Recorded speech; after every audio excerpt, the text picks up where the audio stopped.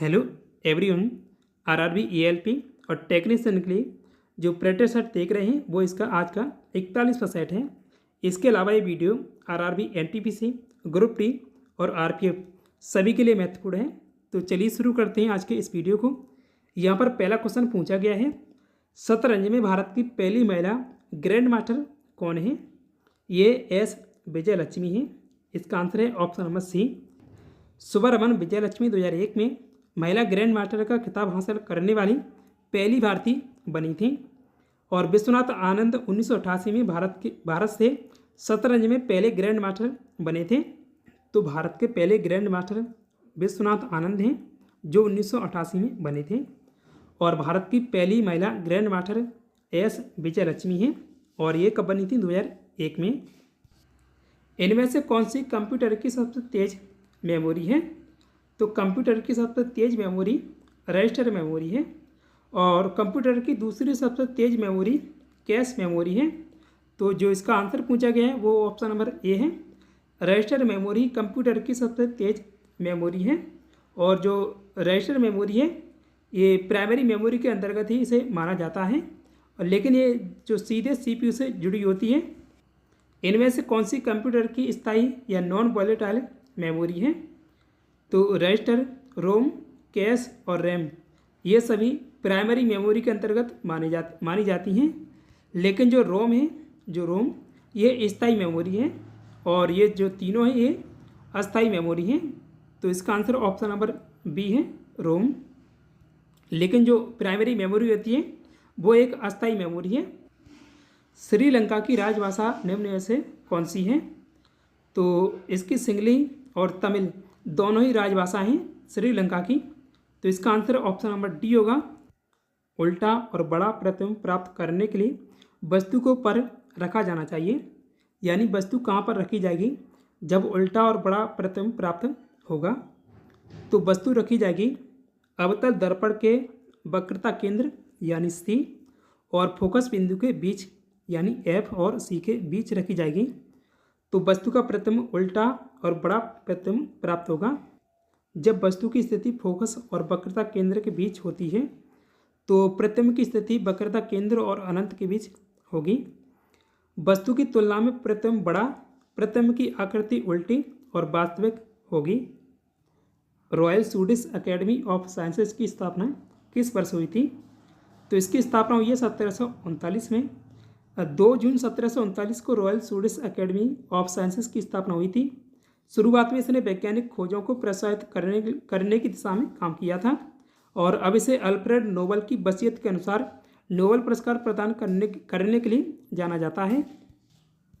चमेली देवी जैन पुरस्कार 2024 से किसे सम्मानित किया गया है? तो रितिका चोपड़ा और ग्रीष्मा कुठार इन दोनों को 2024 में ये पुरस्कार मिला है और ये पुरस्कार महिला मीडिया पर्सन को दिया जाता है। तो इसका आंसर होगा ऑप्शन नंबर सी, उपयुक्त दोनों। वर्ष की उत्कृष्ट महिला मीडिया पर्सन के लिए चमेली देवी जैन पुरस्कार 2024 स्वतंत्र पत्रकार ग्रीष्मा कुठार और इंडियन एक्सप्रेस की रितिका चोपड़ा को संयुक्त रूप से दिया गया है। चमेली देवी जैन पुरस्कार किस क्षेत्र में दिया जाता है? तो किस क्षेत्र में मिलता है? महिला मीडिया पर्सन को दिया जाता है, यानी महिला पत्रकारिताओं को ये पुरस्कार दिया जाता है। तो आंसर इसका ऑप्शन नंबर बी है, पत्रकारिता। वर्ष की उत्कृष्ट महिला मीडिया पर्सन को यह अवार्ड मिलता है। यह अवार्ड पत्रकारिता के क्षेत्र में महिलाओं को दिया जाता है। आगे क्वेश्चन है, बौद्ध धर्म के संस्थापक कौन थे? तो गौतम बुद्ध ने की थी बौद्ध धर्म की स्थापना। नेक्स्ट, एक माध्यम जिसका अपवर्तनांक सूचकांक 1.5 है, तो माध्यम में प्रकाश की चाल या प्रकाश की गति क्या है? तो अपवर्तनांक सूचकांक यानी इसे म्यू से दर्शाया जाता है अपवर्तनांक सूचकांक को। तो म्यू बराबर प्रकाश की चाल निर्वात में बट्टे माध्यम में प्रकाश की चाल। तो प्रकाश की चाल निर्वात में यानी सी बी बराबर, ये जो बी है यहाँ वैक्यूम है, वैक्यूम यानी निर्वात, और इसे मानते हैं सी एम यानी माध्यम में प्रकाश की चाल। तो यह निकालना है, प्रकाश की गति निकालनी है, माध्यम में प्रकाश की गति।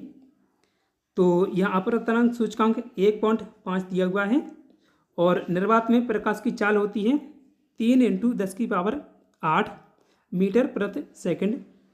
तो यहाँ पर निकालना है माध्यम में प्रकाश की चाल। तो नीचे रखेंगे बट्टे में x, अगर इसे x के बराबर रखेंगे यानी x को इधर लाएंगे, अब इसे हटा रहा हूँ, तो x को इधर लाएंगे तो 3 × 10⁸ बट्टे 1.5, तो ये आ जाएगा लगभग दो बार कटेगा ना 3, तो 2 × 10⁸, तो इसका ऑप्शन नंबर बी सही है, 2 × 10⁸ मीटर प्रति सेकंड। विश्व विरासत स्थल विक्टोरिया गोथिक और आर्ट डेको इमारतें जिन्हें 2018 में यूनेस्को में शामिल किया गया था, और ये कहाँ पर स्थित हैं, तो ये स्थित हैं मुंबई महाराष्ट्र में। आंसर इसका ऑप्शन नंबर बी है, मुंबई। एशिया का ज्योतिपुंज या लाइट ऑफ एशिया किसे कहा जाता है, तो लाइट ऑफ एशिया या एशिया का ज्योतिपुंज गौतम बुद्ध को कहते हैं। आगे, गौतम बुद्ध वन्य जीव अभयारण्य कहाँ पर स्थित है, ये कहाँ पर है, कोडरमा झारखंड राज्य में स्थित है गौतम बुद्ध वन्य जीव अभयारण्य। चमेली देवी जैन पुरस्कार की स्थापना किस वर्ष हुई थी, तो इसकी स्थापना हुई थी 1980 में, स्थापना 1980 में हुई थी। इसका नाम भारतीय स्वतंत्रता कार्यकर्ता चमेली देवी जैन के नाम पर रखा गया है, जो भारत के स्वतंत्रता संग्राम के दौरान जेल जाने वाली पहली जैन महिला बनी थी।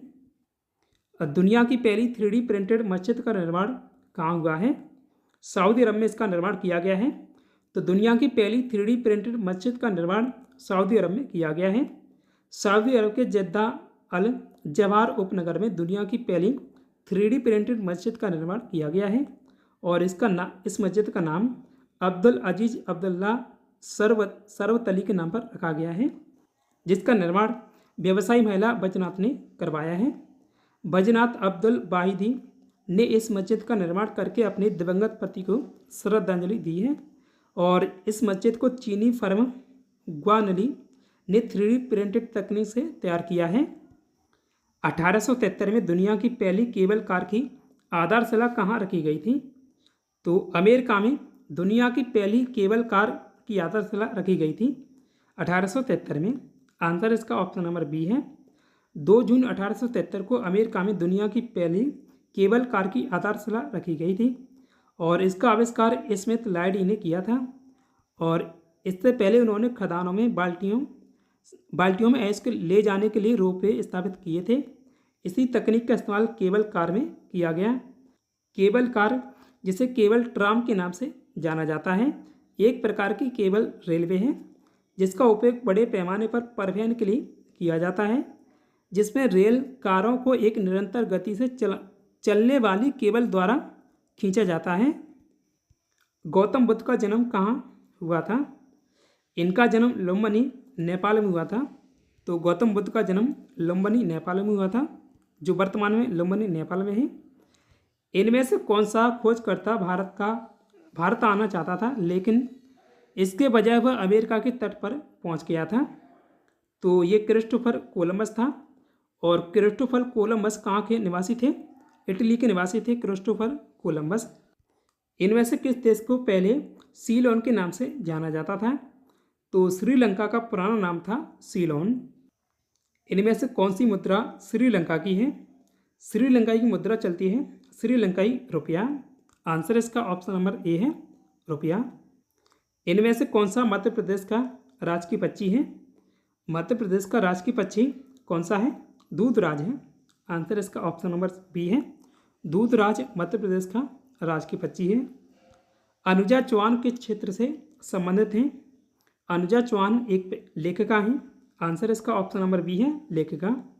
अनुजा चौहान की एक चर्चित बुक है क्लब यू टू डेथ। मार्च 2023 के अंत तक भारत में राष्ट्रीयकृत बैंकों की संख्या कितनी है, तो अभी वर्तमान में 12 भारत में राष्ट्रीयकृत बैंक हैं, तो इसका आंसर ऑप्शन नंबर डी है, 12। भारत की निम्न में से कौन सी राष्ट्रीयकृत बैंक नहीं है, तो कैनरा बैंक, भारतीय स्टेट बैंक और बैंक ऑफ बड़ौदा।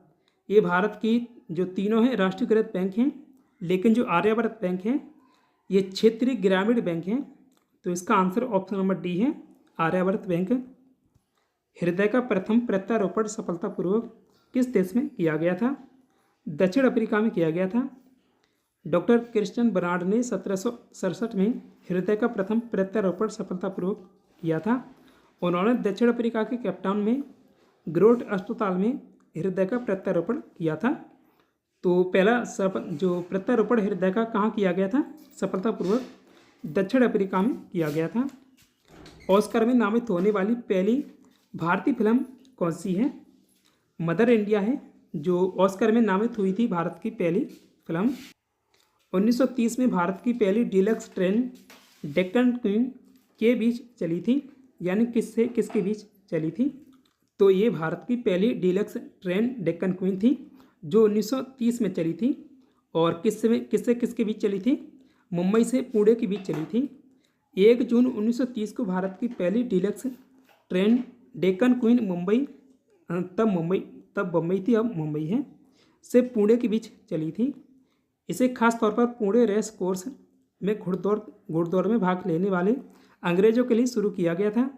और 1943 में भारतीयों को इससे सफ़र करने की अनुमति मिली थी। सार्वजनिक उपयोग के लिए पहला टेलीफोन बूथ कहाँ खोला गया था? तो ये खोला गया था अमेरिका में। 1 जून 1880 को अमेरिका में सार्वजनिक उपयोग के लिए पहला टेलीफोन बूथ खोला गया था। इसे कनेक्टिकट कंपनी ने स्थापित किया था। इसमें ऑपरेटर को कॉल के बदले पैसे देने पड़ते थे।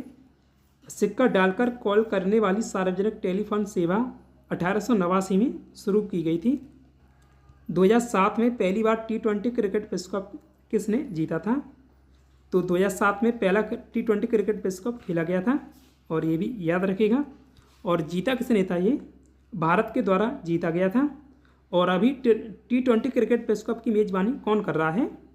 तो वेस्ट इंडीज और संयुक्त राज्य अमेरिका 2024 के T20 क्रिकेट विश्व कप की मेज़बानी संयुक्त रूप से कर रही हैं। शरीर का निम्न में से कौन सा अंग लाइपेज एंजाइम का स्राव करता है, जो वसा को छोटे छोटे टुकड़ों में तोड़ता है? तो अग्नाशय के द्वारा किया जाता है लाइपेज का स्राव। तो इसका आंसर है ऑप्शन नंबर बी है, अग्नाशय या पैनक्रियाज।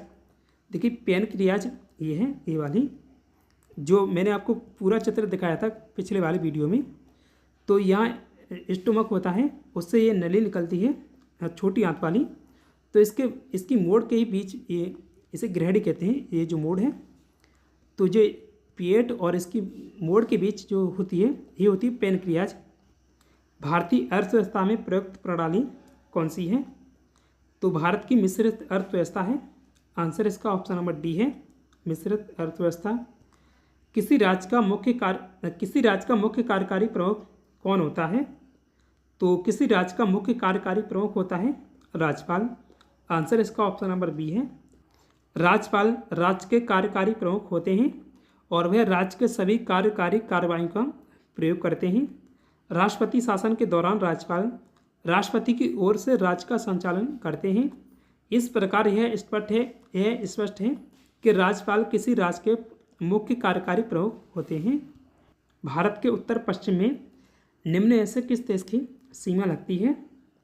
तो अफगानिस्तान और पाकिस्तान की सीमा लगती है भारत के उत्तर और पश्चिम में। तो इसका आंसर है ऑप्शन नंबर बी है, अफगानिस्तान और पाकिस्तान। किस वर्तमान राज्य के कुछ हिस्सों में 400 वर्ष पहले कुल्ला नामक नहर सिंचाई की एक स्थानीय प्रणाली विकसित की गई थी? तो ये विकसित की गई थी हिमाचल प्रदेश में। वर्तमान हिमाचल प्रदेश राज्य के कुछ हिस्सों में 400 वर्ष पहले कुल्ला नामक नहर सिंचाई की एक स्थानीय प्रणाली विकसित की गई थी। कुल्ला प्रणाली का उपयोग पहाड़ी क्षेत्रों में जल संसाधनों के प्रबंधन और सिंचाई के लिए किया जाता था। 1955 में करवे समिति नामक एक विशेष समिति का गठन किया गया था। इस समिति द्वारा इनमें से किसकी अनुशंसा की गई थी? तो ग्रामीण विकास के उद्देश्य से लघु उद्योगों को बढ़ावा देना था इसका उद्देश्य। तो इसका आंसर ऑप्शन नंबर सी है, ग्रामीण विकास के उद्देश्य से लघु उद्योगों को बढ़ावा देना था करवे समिति का। 2011 की जनगणना के आंकड़ों के अनुसार भारत में निम्नलिखित में से किस भाषा के बोलने वालों की संख्या सर्वाधिक है?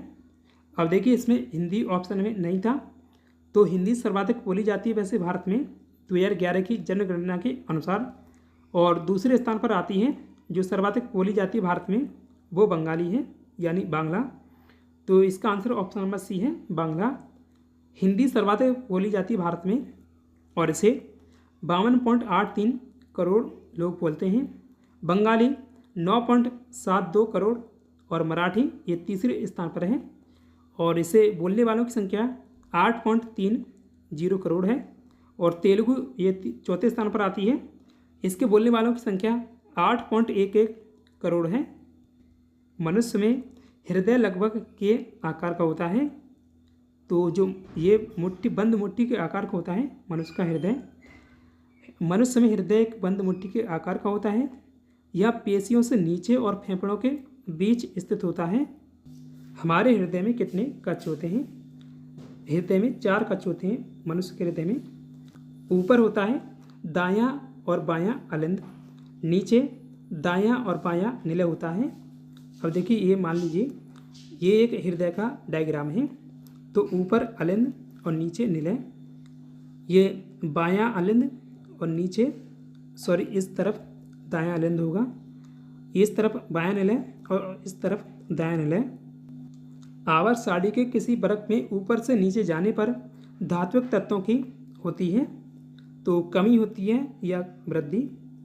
तो ऊपर से जब नीचे आते हैं आवर्त सारणी के वर्ग में तो धात्विक तत्वों की होती है वृद्धि। विवेकानंद रॉक मेमोरियल कहाँ स्थित है? ये स्थित है कन्याकुमारी, तमिलनाडु में। विवेकानंद रॉक मेमोरियल में ही 1892 में स्वामी विवेकानंद ने लगातार 3 दिन ध्यान साधना की थी। आज के वीडियो में बस इतना ही। पिछले क्वेश्चन में पूछा था पृथ्वी पर महासागरों की संख्या कितनी है, तो इनकी संख्या है 5। आपके लिए टेस्ट क्वेश्चन है, पद्मश्री अवार्ड पाने वाली पहली अभिनेत्री निम्न में से कौन है?